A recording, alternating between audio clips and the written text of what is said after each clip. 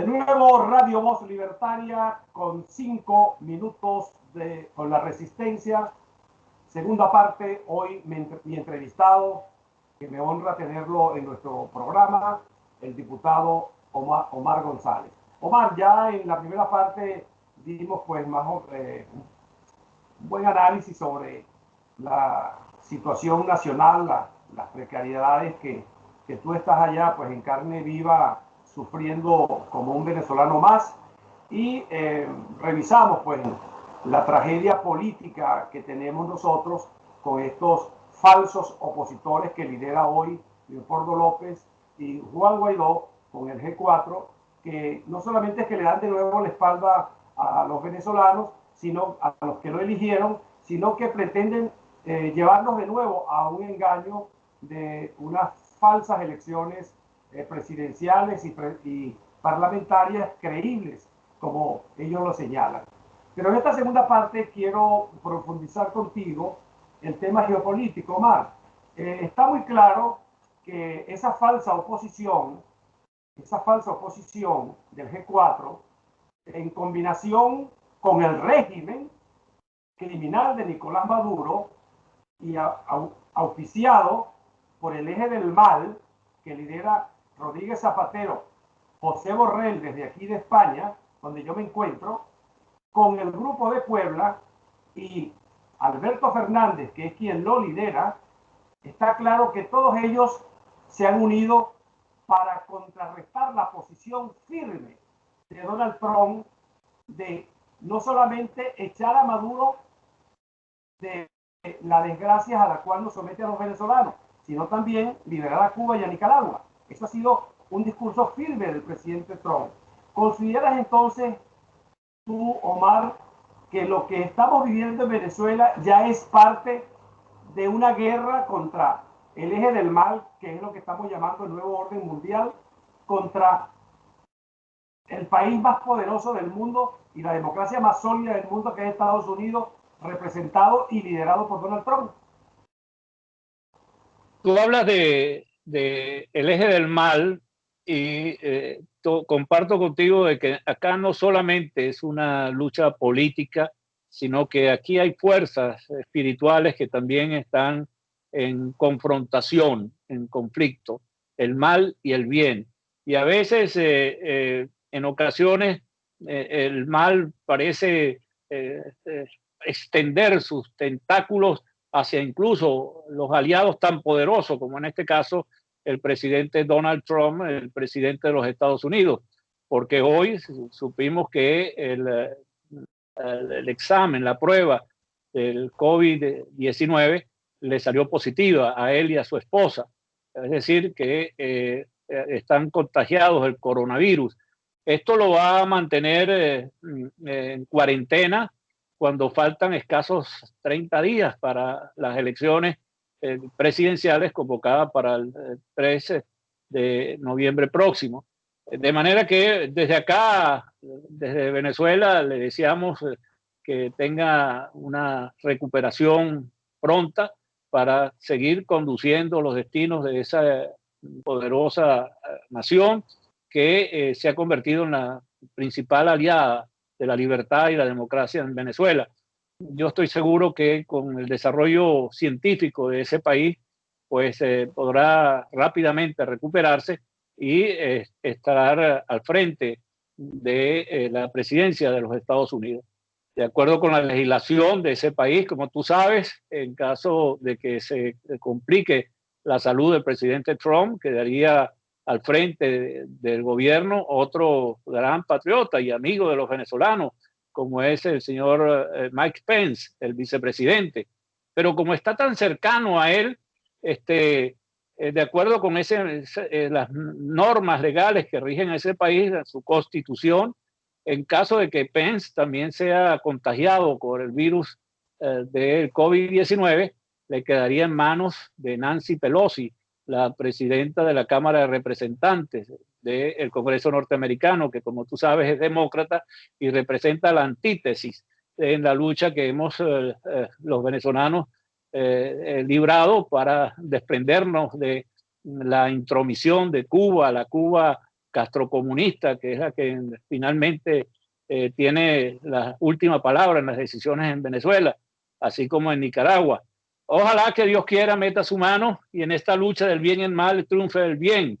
Y no solo se recupere rápidamente Donald Trump de la enfermedad, sino en lo personal, ruego a Dios porque sea reelecto presidente de los Estados Unidos y continúe ayudando al pueblo venezolano a librarse de esta tragedia, de esta narcodictadura, de esta organización criminal que ha tomado el poder en Venezuela desde hace tantos años.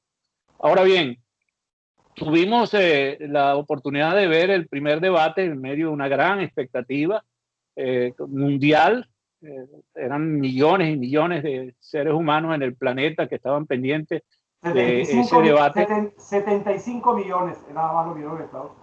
75 millones de personas vieron eso, pero realmente fue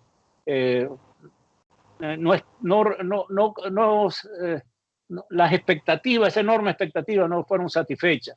Eso se convirtió en una especie de ring de boxeo entre jab, uppercut, ganchos de izquierda y de derecha, y un moderador que lejos de ser un referee fue otro contendor en contra del presidente Trump y dejó muy mal sabor. O sea, se perdió una gran oportunidad para conocer el pensamiento de quienes pretenden liderar la primera potencia del mundo, ¿no? Ojalá en los próximos debates sean para conocer detalles mucho más mesurados, para entender cómo está la situación. Pero esos son los signos de los tiempos. El presidente Trump tiene un discurso disruptivo contra el status quo de su país, y Biden representa, a juicio de muchos de nosotros, lo más reaccionario de los norteamericanos, y con aliados muy, pero muy peligrosos, como es el sector de la izquierda internacional. Así que, bueno, esperemos que en los próximos debates podamos conocer, aunque yo pienso que a estas alturas ya el pueblo norteamericano tomó una decisión. Yo creo que es una minoría y he visto algunas encuestas, algunas investigaciones de opinión que dicen que apenas el 10% de los que dicen que van a votar todavía tienen dudas por quién van a emitir su sufragio. Y de ese 10%, un pequeñísimo porcentaje es que dice que los debates pudieran hacer variar decidirlo por uno u otro candidato. De manera que ya las cartas están echadas. Las cartas están echadas y yo pienso que Donald Trump será reelecto presidente de los Estados Unidos y nosotros los venezolanos se lo vamos a agradecer. Bueno, yo también, todos estamos esperando eso, Omar, convencido de que es el aliado más importante que tenemos los venezolanos que queremos recuperar la democracia y la libertad. Pero bueno, vamos a esperar el 3 de noviembre, así va a ser. Y bueno, yo creo que a partir de allí la historia y las condiciones políticas de Venezuela van a cambiar, porque las expectativas que manejan esta falsa oposición con la Comunidad Europea no van a poder salirse con la suya. Eso es parte de lo que yo considero, y fíjate, y voy a empatar eso, Omar, con una información que se filtró sobre la última reunión del Grupo de Puebla, donde ellos plantearon, como siempre lo hacen, incluso bastante abierto, algunas tareas, y de alguna manera las han ido cubriendo. Por ejemplo, el delincuente de Lula da Silva ya está fuera, ya está suelto. Ellos recuperaron, fíjate, Argentina. Vamos a estar claros que la recuperaron. Bueno, no se esperaban la valentía del pueblo boliviano, y nosotros todos, yo fui uno de los gratamente sorprendidos, que ese pueblo gallardo y una dirigencia coherente, que precisamente es lo que no tenemos nosotros, por desgracia, con esta falsa oposición, hizo posible que ese delincuente coquero de Evo Morales pues saliera corriendo. Pero fíjate, hay otro hecho que es muy importante analizar. que es la situación de nuestro hermano país Colombia, que no solamente está ahorita atosigado por más de 2.700.000 venezolanos, que no es cualquier cosa, sino que sigue lidiando con esa izquierda guerrillera terrible, bueno, que está en los dos países, en Colombia y en Venezuela. O sea que el ejercicio y las tareas del Grupo de Puebla pareciera que se van cumpliendo. La pregunta entonces es, Omar, ¿crees tú que todas estas fuerzas democráticas que de alguna manera nos vamos como que identificando producto de esta desgracia, pudiéramos pronto ponernos de acuerdo para enterrar de una vez por todas a esa maléfica izquierda comunista narcotraficante?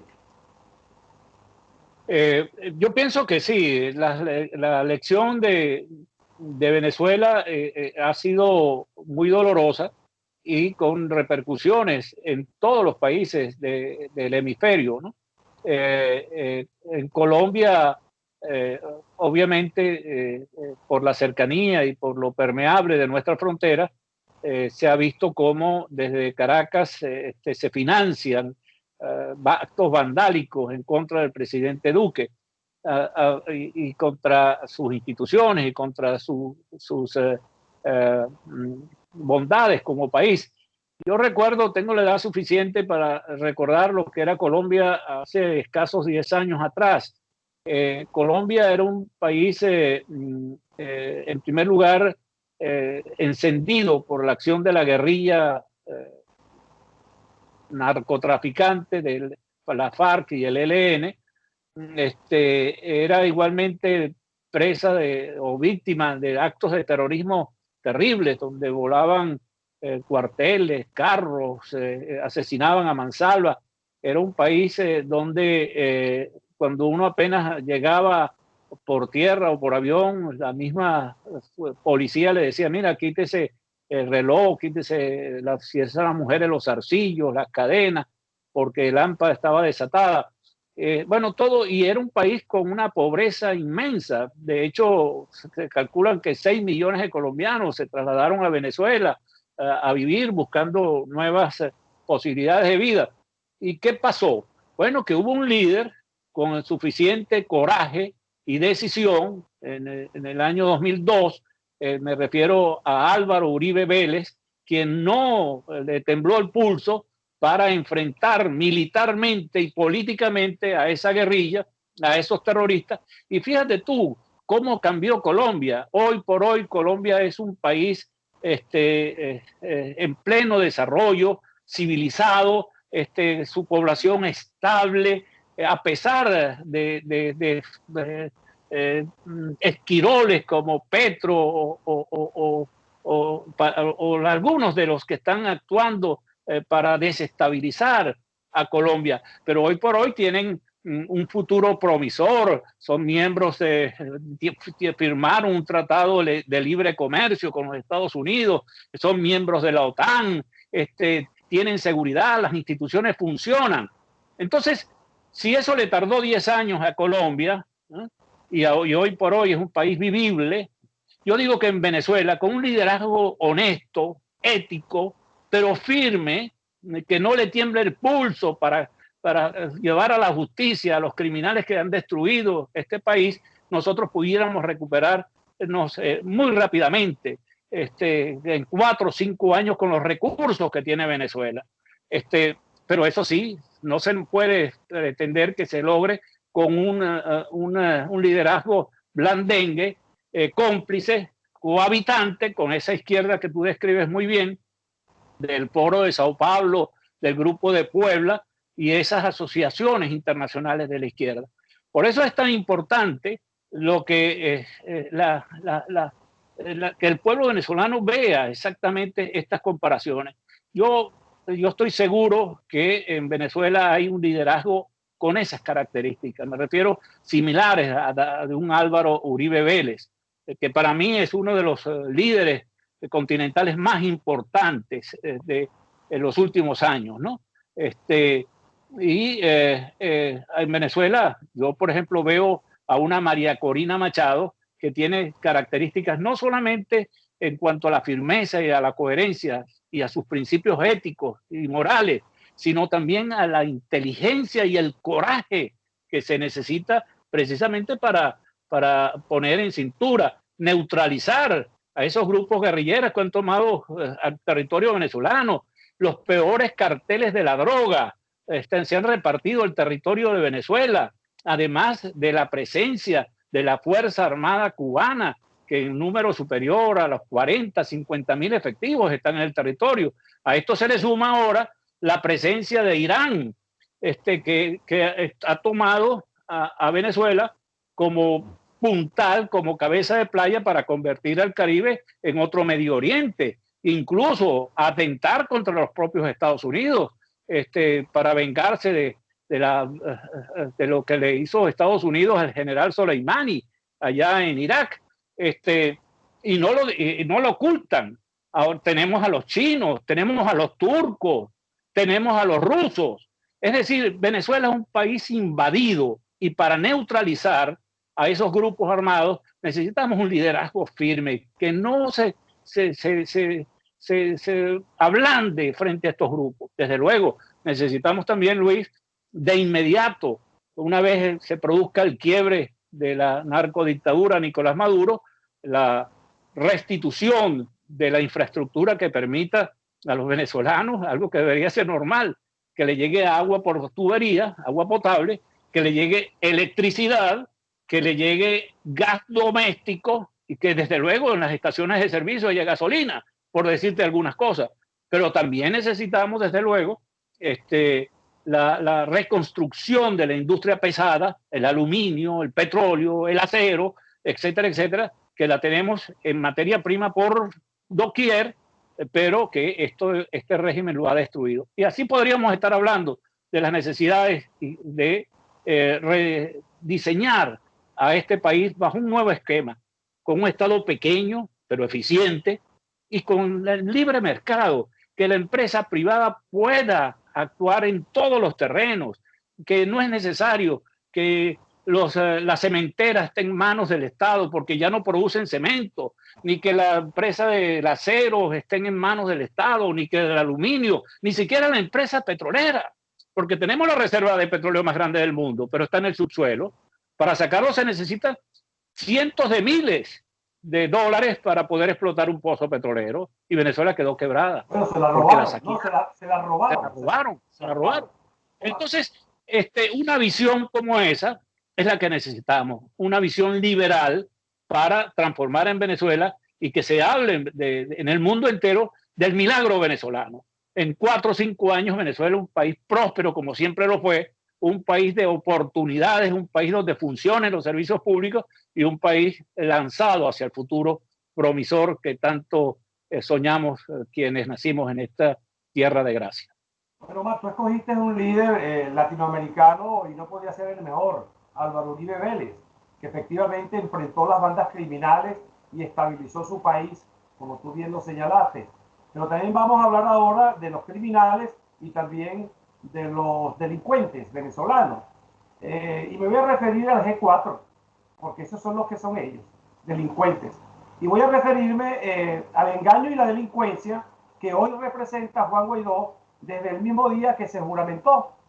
Desde el mismo día que se juramentó, nos engañó con aquel famoso mantra: cese de la usurpación, gobierno de la transición y elecciones libres.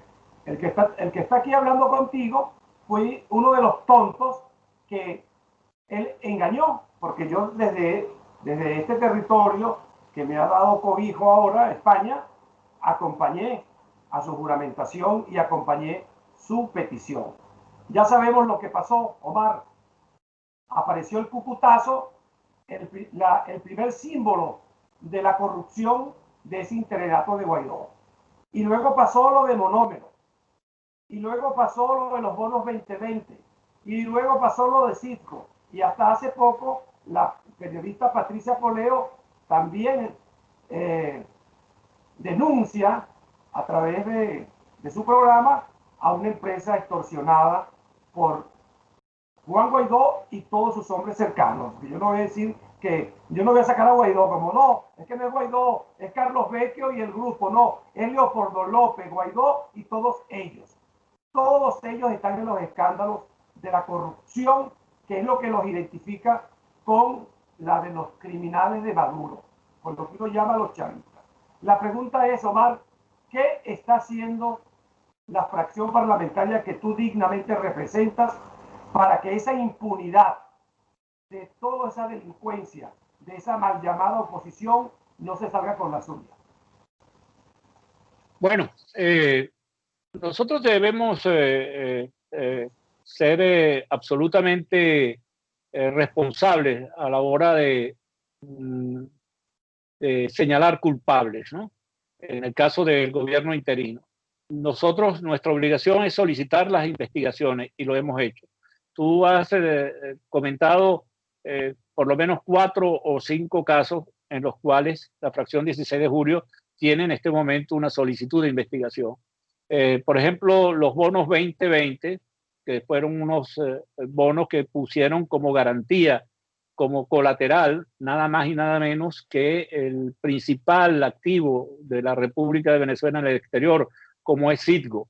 Citgo, que llegó a tener 8 refinerías en los Estados Unidos, ya le quedan 4, que tuvo más de 60 terminales de embarque y de recepción de petróleo, le quedan 30. Una empresa que tiene una fábrica, tenía varias fábricas de lubricantes, le queda una. En fin, pero que sigue produciendo gasolina que se consume en toda la costa este de los Estados Unidos. Es decir, es un activo muy importante. Y este régimen destructor que le ha caído en Venezuela emitió unos bonos con vencimiento en el año 2016 y le puso como garantía los activos, ese activo, Citgo. Luego, en una maniobra de refinanciamiento, bueno, en ese momento Citgo no estaba como colateral. Se le ofreció con un rendimiento superior a los tenedores de bonos.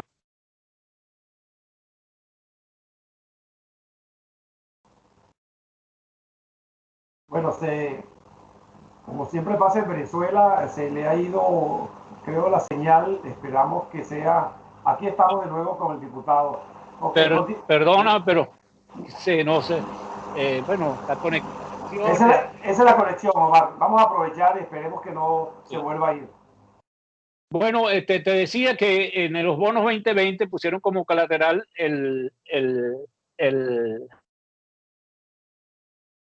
Ok, ha vuelto a pagar o se ha ido la cámara, pero si quieres, sigue conversando que posiblemente te podamos escuchar, Omar.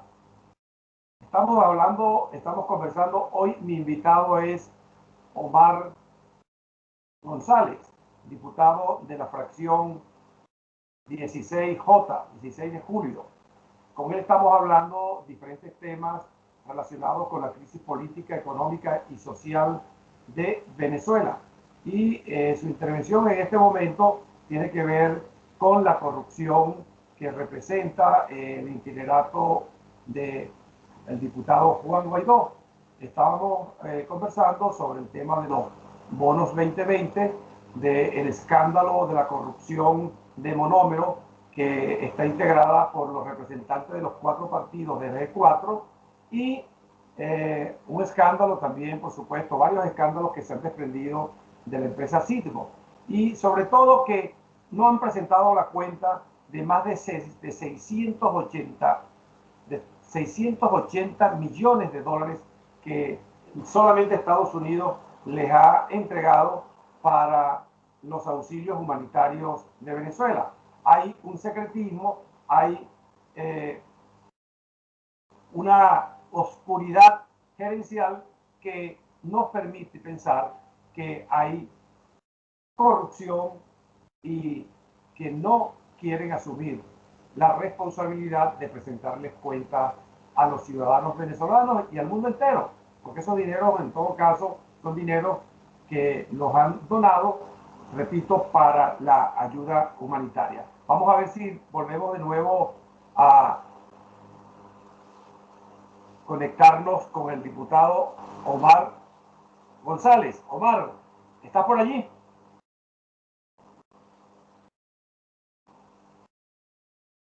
Bueno, nos quedó la respuesta de la pregunta pendiente. Si no podemos conectar de nuevo, yo voy a dar por finalizado esta extraordinaria entrevista con el diputado Omar González y quiero reafirmar mi responsabilidad sobre los señalamientos de la corrupción de Juan Guaidó y todo su entorno, y yo quería comprometer al final de la entrevista al diputado Omar González, y lo voy a hacer a pesar de que no lo tengo al frente en la pantalla, para que la fracción J16, que son diputados que han demostrado no solamente valentía, sino claridad de las cosas que hay que hacer para salir de la usurpación, se hagan parte en Estados Unidos en el juicio de la investigación que fue denunciada por la licenciada periodista Patricia Poleo. Pero además que aceleren las investigaciones a través de las diferentes comisiones que son las responsables de investigar y de llevar ante las autoridades competentes los diferentes delitos que se cometan con los dineros públicos de los venezolanos. Bueno, yo quiero dar por finalizado esta entrevista. Gracias por estar siempre pendiente de Radio Voz Libertaria y espero que en el próximo programa no tengamos problemas de señal. Muy buenas tardes y gracias por sintonizar.